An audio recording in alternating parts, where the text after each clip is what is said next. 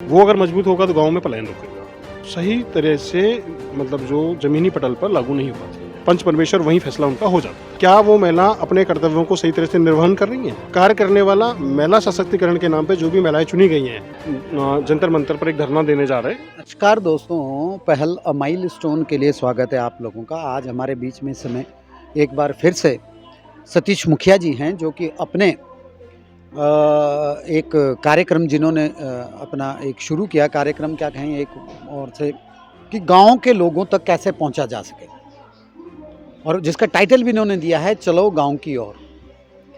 ये एक मुहिम इन्होंने स्टार्ट की है और इसमें काफ़ी काम किया है, और पंचायत और महिलाओं को लेके इनका इसमें मेन फोकस है। तो स्वागत है आपका सर। जी नमस्कार।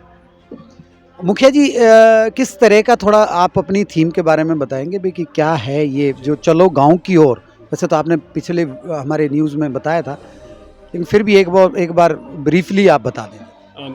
देखिए, ऐसा है निकी जी कि हम लोग कर रहे हैं कार्यक्रम पंचायत राज सशक्तिकरण को लेकर के। ठीक है, भारत सरकार बोल रही है कि शहरों में जो वजन बढ़ रहा है, जो आबादी बढ़ रही है, जो विकास की जो असमानता आ रही है, उसको हम लोग कैसे रोकें। जो बड़े बड़े शहरों में आपको छोटे छोटे जो स्लम नज़र आएंगे, 18 मंजिल की बिल्डिंग के नीचे छोटा सा आपको स्लम नज़र आएगा, उसको हम कैसे रोकें। तो उसके लिए हमको प्राथमिक सेक्टर, प्राइमरी सेक्टर जिसको हम लोग बोलते हैं, उसको मजबूत करना पड़ेगा। वो अगर मजबूत होगा तो गांव में पलायन रुकेगा, और जब गांव में पलायन रुकेगा तो उसके लिए क्या करें? सरकार को क्या करना चाहिए भाई? राज्य सरकार को क्या करना चाहिए? केंद्र सरकार को क्या करना चाहिए? उसके लिए हमें रोज़गार के मतलब मौके जो है उपलब्ध कराने पड़ेंगे। जैसे भारत सरकार और प्रदेश सरकार, किसी भी प्रदेश की सरकार हो, वो क्या कर रही है? जैसे पशुपालन को बढ़ावा दे रही है, कुटीर उद्योग को बढ़ावा दे रही है, और भी बहुत सारे कर रही है। जैसे इनको करने के लिए लोग उत्साहित भी तो हों, तब तो ये चीज़ें होंगी। इसको भी पहले इनका इंटरेस्ट जगाना होगा मेरे हिसाब से, जो मैं समझ पाया। देखिए, आपकी बात बिल्कुल ठीक है। अभी जो सरकार की जो योजनाएं चल रही हैं, कई बार वो सही तरह से मतलब जो ज़मीनी पटल पर लागू नहीं हो पाती हैं। उनको सही तरह से ज़मीनी पटल पर लागू करना है। जब भारत में पंचायती राज व्यवस्था लागू हुई तो उसका एकमात्र उद्देश्य ये था कि हमें गाँव को और गाँव की पंचायत को मजबूत करना है। ठीक है, जिसमें राजनीति का पहला अक्षर हम लोग पंचायत से शुरू करते हैं। त्रिस्तरीय व्यवस्था है। उसमें पहले छोटा मोटा जैसे झगड़ा होता था, आपस में कोई वाद विवाद होता था, तो उसके लिए हम कोर्ट नहीं जाते थे, हम पुलिस स्टेशन नहीं जाते थे।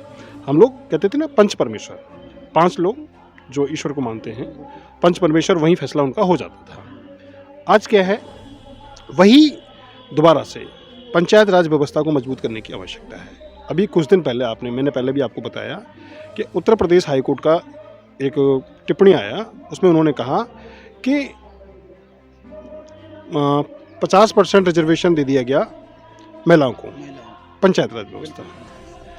मगर क्या अब सरकार को ये जांच करने की आवश्यकता है कि जिन महिलाओं को 50% का रिजर्वेशन दिया गया या 50% जिनको आरक्षण दिया गया, क्या वास्तव में उन महिलाओं को उस आरक्षण का लाभ मिल रहा है? चाहे वो किसी भी वर्ग की हों, चाहे वो सामान्य वर्ग की हों, चाहे वो पिछड़े वर्ग की हों, चाहे वो दलित वर्ग की हों, चाहे वो अल्पसंख्यक वर्ग की हों। अब उनको आरक्षण तो दे दिया, उन्होंने प्रधान की पद की शपथ भी ले ली, कहीं उन्होंने सरपंच पद की शपथ ले ली, कहीं उन्होंने मुखिया पद की भी शपथ ले ली। मगर क्या वास्तव में वो महिला अपने कार्यों को सही रूप से कर रही हैं या वो सक्षम है? वही मैं बोल रहा हूँ, है ना? सक्षम है? क्या उनको करने नहीं दिया जा रहा? क्या वो महिला अपने कर्तव्यों को सही तरह से निर्वहन कर रही हैं? तो ये आरक्षण देना इसका मतलब सही फैसला नहीं है आपके हिसाब से? देखिए, मैंने क्या कहा, फैसला सही है या गलत है, ये समय की पराकाष्ठा है, ये समय बताएगा। नहीं, अभी के हिसाब से अगर देखा जाए गाँव में जिस तरीके का आपने अभी ये प्रकाश डाला इस बात पे, और वैसे सभी को पता है ये बात कि गांव में होता क्या है, अगर कोई महिला बन रही है तो महिला नाम की प्रधान होती है, उसके परिवार वाले या तो उसके पति या उसके जेठ या उसके कोई भी ससुर वो ऑपरेट करने लग जाते हैं, है ना। तो वो जागरूकता किस तरीके से बदलेगी उस चीज़ को, है ना। देखिए मैं क्या कह रहा हूँ, भारत गांव का देश है। आज भी भारत में पर्दा प्रथा है, संयुक्त परिवार है, कुछ मर्यादाएं हैं, मगर उसके बावजूद वर्तमान सरकार महिलाओं को मजबूत करने के लिए कार्य कर रही है। मैंने क्या कहा, योजनाएं बहुत अच्छी हैं, उनको सही तरीके से ग्रामीण पटल पर लागू करने की आवश्यकता है। अब अगर महिला खंड अधिकारी के यहाँ नहीं जाती है, उसका पति जाता है, अगर मान लीजिए पंचायत में कोई भ्रष्टाचार अगर हो जाता है, उदाहरण के लिए ले लीजिए, और जांच बैठाई जाती है, जांच होती है, तो उसमें भाई जेल कौन जाएगा? उसमें जेल तो महिला को जाना पड़ेगा, क्योंकि उसने तो अपने अधिकार पति को दे रखे हैं, मगर वो पति नहीं है। अब यहाँ बात हम संविधान की कर रहे हैं। संविधान ने किसको चुना है प्रधान? संविधान ने तो उस महिला को प्रधान चुना है ना, ताकत उस महिला को। इनडायरेक्टली आप चाहते हैं कि इसमें संशोधन ऊपर लेवल से स्टार्ट हो, यानी संशोधन स्टार्ट हो हमारे संविधान से। मैं क्या कह रहा हूँ कि सरकार को उस ओर ध्यान देना चाहिए। हाँ, ध्यान देना चाहिए, लेकिन उसको ब्रीफली बताइए ना, ध्यान कैसे देना चाहिए। हाँ, हाई कोर्ट ने टिप्पणी किया, उसमें हलफनामे के लिए बोला, तो वो हलफनामा नाकाफी है।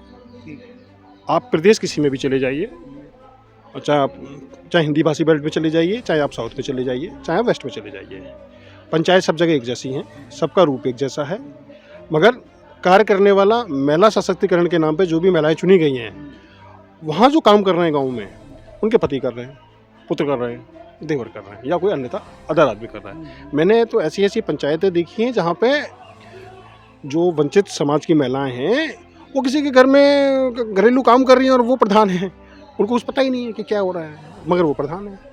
तो यही तो भारत है। नहीं, तो ऐसे में वही तो चीज़ मेरा भी प्रश्न है, आपने जिस तरीके से मुझे बताया, मेरा भी ये प्रश्न है कि इस पे कैसे सरकार काम करे जो ये चीज़ें ना हों। हम तो जगाना चाहते हैं। आपको पहले भी आपने हमारे विचारों को दिखाया, फिर आप हमारे विचारों को दिखाने की कोशिश कर रहे हैं, हम आपको धन्यवाद देते हैं। हम चाहते हैं कि जो बात हम कह रहे हैं उसको सरकार सुने और उस पर जरूरत अनुसार कार्रवाई करे। चलिए, सरकार को सुनाने की बात एक माध्यम हम हो गए मीडिया के माध्यम से, ठीक है ना। एक आपकी तरफ से क्या कोशिश की गई इसको सरकार तक पहुंचाने के लिए? हमारी तरफ से ये कोशिश की गई कि हम लोग जगह जगह जाते हैं, गांव में प्रधान से मिलते हैं, उनको बताते हैं और उनको जागरूक करते हैं। नहीं, सरकार को भी आपने कोई पत्र कुछ इस तरीके का कोई आपकी तरफ से कुछ हुआ है? हाँ, इसी संदर्भ को लेकर के आगामी हम मतलब इसी महीने में हम एक जंतर मंतर पर एक धरना देने जा रहे हैं। अच्छा। जिसमें हम अपनी मांगों को रखेंगे और पंचायती राज अधिनियम के अंदर हमारे जो सुझाव हैं सरकार को कि उसमें हम लोग क्या क्या अमेंडमेंट कर सकते हैं, जो बदलाव कर सकते हैं, वो हम देंगे और अपनी बात को मंच से रखेंगे। और ये जो सुझाव है ये किसको देंगे आप? सरकार के गृह मंत्री को जाएगा? अब सरकार तो अलग अलग किसको आप लोग? हाँ, एक तो हम लोग राष्ट्रपति को, मतलब भारत के राष्ट्रपति, प्रथम नागरिक, देश के प्रधानमंत्री माननीय नरेंद्र मोदी जी, और पंचायत राज मंत्री जी जो देश के हैं, हाँ, गिरिराज सिंह जी। तो उनसे कुछ मिलने का कुछ ऐसा कुछ आपका विचार है कि उनसे मिलके भी बात की जा सकती है इस विषय? वो तो प्रशासन बताएगा क्या कर सकता है, हम लोग तो अपने विचार रखेंगे, जैसा होगा वो करेंगे। मुझे तो मुखिया जी, थोड़ा सा पता है क्या, इसमें थोड़ी स्पष्टीकरण की थोड़ी कमी लगी मुझे कि अगर आप उनको बताने भी जा रहे हो तो पहले तो आपका ड्राफ्ट तैयार होना चाहिए कि भाई किस तरीके से सरकार, देखिए वो आपने बात बड़ी अच्छी कही कि भाई इस तरीके का, वो मैं भी जानता हूँ, आप भी जानते हैं, यहाँ लगभग सभी जानते हैं कि गाँव की हालत किस तरीके की। अनपढ़ की वजह से या अज्ञानता की वजह से, अगर पढ़ी लिखी भी है तो वहाँ जो ये प्रथाओं की वजह से, पर्दा प्रथा या शर्म लिहाज या जो भी, इसको किस तरीके से दरकिनार लोगों को कब ये जानकारी होगी, वो चीज़ कैसे लाएं, वो चीज़ आप सरकार को बताओगे तो शायद सरकार। मैं वहीं आ रहा हूँ। देखिए, सरकार बहुत सारे कार्यक्रम चला रही है, स्वच्छता भारत मिशन चला रही है, अभी भारत संकल्प यात्रा चल रही है, जगह जगह सरकार की नीतियों का प्रचार प्रसार कर रहे हो।